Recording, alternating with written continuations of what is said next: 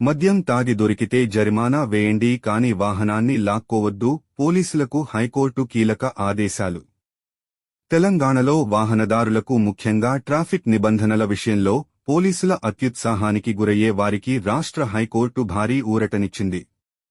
Drunk and drive తనిఖీల పేరుతో పోలీసులు ఇష్టానుసారంగా వాహనాలను సీజ్ చేయడంపై ధర్మాసనం ఆగ్రహం వ్యక్తం చేసింది. మద్యం సేవించి వాహనం నడిపినంత మాత్రాన ఆ వాహనాన్ని పోలీస్ స్టేషన్కు తరలించి లేదా స్వాధీనం చేసుకునే అధికారం పోలీసులకు లేదని హైకోర్టు స్పష్టం చేసింది.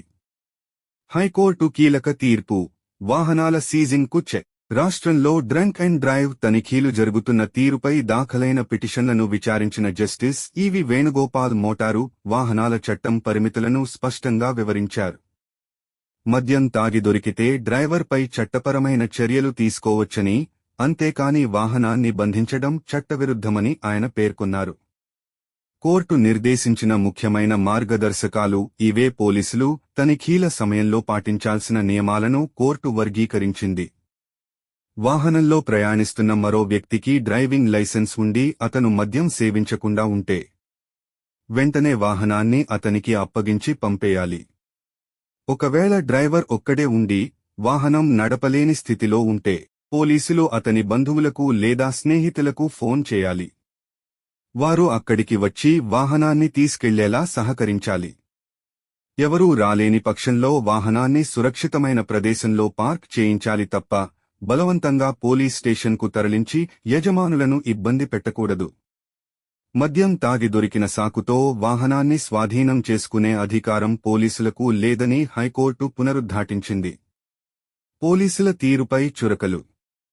చాలా సందర్భాల్లో పోలీసులు డ్రంక్ అండ్ డ్రైవ్ సమయంలో వాహనాలను సీజ్ చేసి స్టేషన్లకు తరలిస్తుంటారు. దీనివల్ల నెలల తరబడి వాహనాలు ఎండకు ఎండి, వానకు తడిసి పాడవుతున్నాయని కోర్టు ఆవేదన వ్యక్తం చేసింది. ఇది సామాన్య ప్రజల ఆస్తి హక్కును భంగం కలిగించడమేనని అభిప్రాయపడింది. చట్టాన్ని అమలు చేసే క్రమంలో పౌరులను ఇబ్బందులకు గురిచేయడం సరికాదని జస్టిస్ వేణుగోపాల్ పోలీసులకు హితబోధ చేశారు. గత ఆదేశాల అమలుపై సీరియస్. నిజానికి తెలంగాణ హైకోర్టు ఈ తరహా ఆదేశాలను గతంలోనే జారీ చేసింది. అయినప్పటికీ క్షేత్రస్థాయిలో ట్రాఫిక్ పోలీసులు ఇప్పటికీ వాహనాలను స్వాధీనం చేసుకుంటూనే ఉన్నారు. ఈ నేపథ్యంలోనే తాజా తీర్పు ద్వారా పోలీసు యంత్రాంగానికి కోర్టు మరోసారి గట్టి హెచ్చరికలు జారీ చేసింది. పాత నిబంధనలనే ఖచ్చితంగా అమలు చేయాలని డీజీపీకి, ట్రాఫిక్ కమిషనర్లకు ఆదేశాలు వెళ్లాయి. వాహనదారులు గమనించాల్సిన విషయం. ఈ తీర్పు అంటే మద్యం తాగి వాహనం నడపమని అర్థం కాదు. డ్రంక్ అండ్ డ్రైవ్లో దొరికితే చట్టప్రకారం భారీ జరిమానా, అవసరమైతే జైలు శిక్ష కూడా పడవచ్చు. కోర్టు కేవలం వాహనం సీజ్ చేయడం అనే ప్రక్రియను మాత్రమే తప్పుబట్టింది.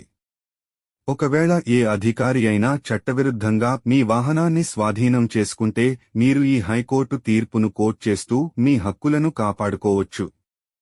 మొత్తానికి డ్రంక్ అండ్ డ్రైవ్ తనిఖీల్లో పారదర్శకత ఉండాలని, పోలీసుల వైఖరిలో మార్పు రావాలని హైకోర్టు ఇచ్చిన ఈ తీర్పు ఇప్పుడు రాష్ట్ర వ్యాప్తంగా చర్చనీయాంశంగా మారింది.